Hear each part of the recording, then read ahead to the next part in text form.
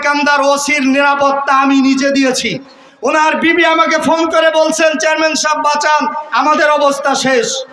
তা আজকের যে সমস্ত প্রশাসন সালতাতে আছেন, নগরকান্দা সালতায় যারা প্রশাসনের দায়িত্বে আসবেন, এই এলাকার মিজাজ, এই এলাকার রুচি, এই এলাকার চাহিদা আপনাদের বুঝতে হবে। এখনো যদি বুক ফুলিয়ে কথা বলতে না পারি, আর বলবো কবে? কথা বলেন ঠিক কিনা? 5 আগস্টের পরে জাতির সামনে বুক ফুলিয়ে যারা হকের ঝান্ডাবাহী তারা কথা বলবে, ঠিক কিনা?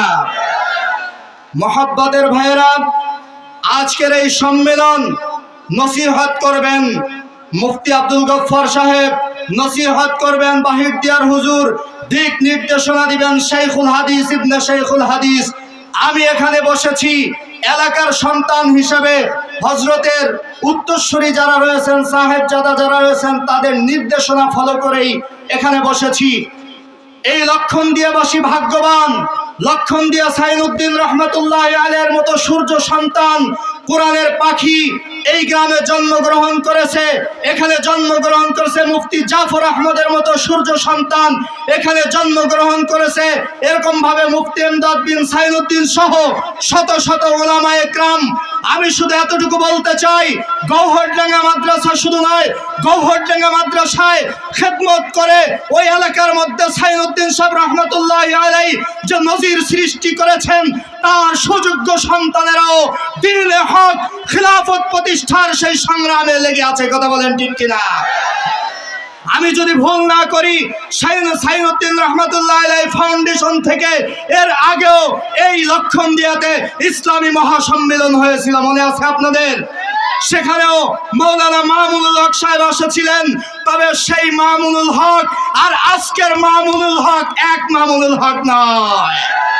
আজকের মামুনুল হক গোটা জাতির রাহবার। আজকের মামুনুল হক হক বাতিলের পার্থক্যকারী। আজকের মামুনুল হক দাওয়াত ও তাবলীগ এদেশে হক্কানি উলামায়ে কেরামের তত্ত্বাবধানে চলবে, তার হুকুম দেনেওয়ালা, ঠিক কিনা? এখানে আমার প্রশাসনের বন্ধুরা রয়েছেন। জানেন আপনারা, 5 আগস্টের পরে প্রতিটি থানায় প্রশাসনের পরিবর্তন হয়েছে। আমার একটা কথা স্পষ্ট বলি, দাওয়াত ও তাবলীগ নিয়ে সমস্যা আছে না নাই? তবে সমস্যা দাওয়াত ও তাবলীগ নিয়ে না, সমস্যা হক আর বাতিল নিয়ে, ঠিক কিনা?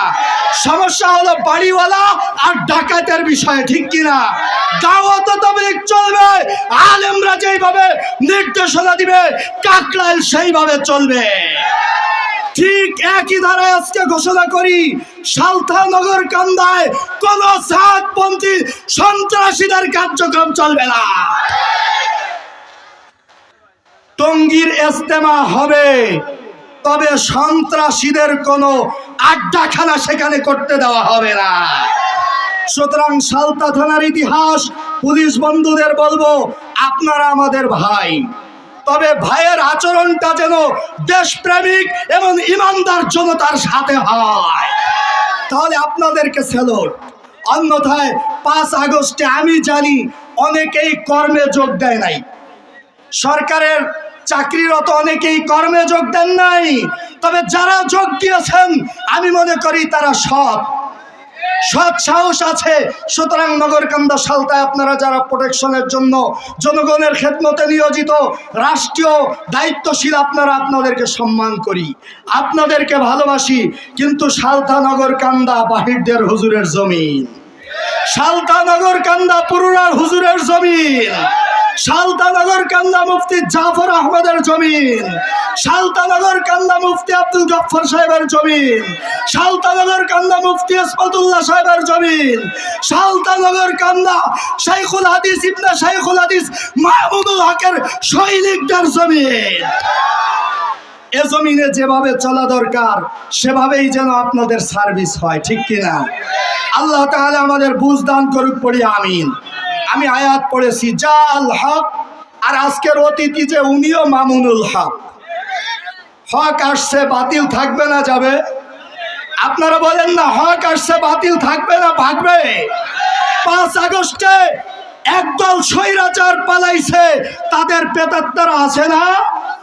ইসলামের বিরুদ্ধে এখনো বয়ানে বাধা দেয় এমন শয়তান আছে না? এগুলিকে জাগায় জনগণ জাগায় জুতে দিয়ে কুবাবেন, ঠিক কিনা? সালতানগর কেন্দ্র হক্কানি আলেমদের কোন মাহফিলে বাধা দিতে দেরি, জুতা দিয়ে তাকে কুবাইতে দেরি হবে না। সংগ্রামী বন্ধুগণ, শেষ কথা যেটা বলবো, আজকের এই আয়োজক সাইনুদ্দিন রহমতুল্লাহ আলাইহির সন্তানরা, ঠিক কিনা? কিন্তু আমরা তাদের পাশে আছি, কথা বলেন ঠিক কিনা? এই ব্যাপক আয়োজন হয়েছে, আমরা এমদাদ বিন সাইনুদ্দিন সহ তার আওলাদ যারা আছে তাদেরকে বলি, যে কোনো সংকটে যে কোনো প্রয়োজনে ইসলাম দেশ এবং মানবতার জন্য আমরা আছি। কে কে আছেন হাত তুলে দেখান। নারায়ে তাকবীর, হাত নামান। আপনাদেরকে আমি একটা কথা বলি, এই দাওয়াত ও তাবলীগের কার্যক্রমকে সুন্দরভাবে হকভাবে চালাবার জন্য আগামী শুক্রবার হক্কানি আলেম উলামা সারা বাংলাদেশে জেলায় জেলায় কর্মসূচি দিয়েছে। বাদ জুমা আমরা কর্মসূচির সাথে একত্রতা আছি তো ইনশাআল্লাহ? লিল্লাহি তাকবীর। সমবেত তাওহীদি জনতা, এই সাইনুদ্দিন ফাউন্ডেশন 2-3 বছর পরে একদিন আমাদেরকে শুধু মামুনুল হককে 2-3 বছর পরে আনলে হবে না, এমন আয়োজন যেন প্রতি বছর করতে পারে। আমরা মাল দিয়ে, উৎসাহ দিয়ে, শক্তি দিয়ে, সময় দিয়ে পাশে থাকবো তো ইনশাআল্লাহ? আল্লাহ আমাদের কবুল করুন, ওলামায়ে কেরামের ঐক্যকে দৃঢ় মজবুত করুক। সর্বশেষ খিলাফতের যেই নমুনা নিয়ে ময়দানে দাওয়াত চলছে, আল্লাহ তাআলা যেন ইসলামী খিলাফতের সুশীতল ছায়ায় আমাদের সমাজটাকে, আমাদের দেশটাকে গড়ে ভরার তৌফিক দান করুক, পড়ি আমিন। আর একটা প্রতিবাদ শেষে মনে এসে গেছে, না জানাইলে হয় না। ইতিমধ্যেই 2025-এর জন্য পাঠ্যপুস্তক প্রণয়ন করা হয়েছে, যেখানে জুলাইয়ের বিভিন্ন ইতিহাস তুলে ধরা হয়েছে। কিন্তু বাংলাদেশে প্রায় 80 জন কওমি মাদ্রাসার হাফেজ, ছাত্র, আলেম উলামা শহীদ হয়েছে। তাদের ইতিহাসটা বইয়ের পাতায় আসে নাই।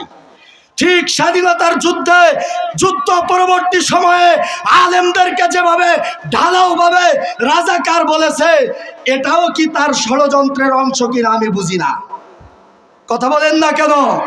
সুতরাং জুলাই বিপ্লবের প্রতিটি ইতিহাসের পাতায় পাতায় অন্যরা যেভাবে অংশীদার, এদেশের আলেম উলামা মুসলমানরাও তার চাইতে বেশি অংশীদার, ঠিক কিনা?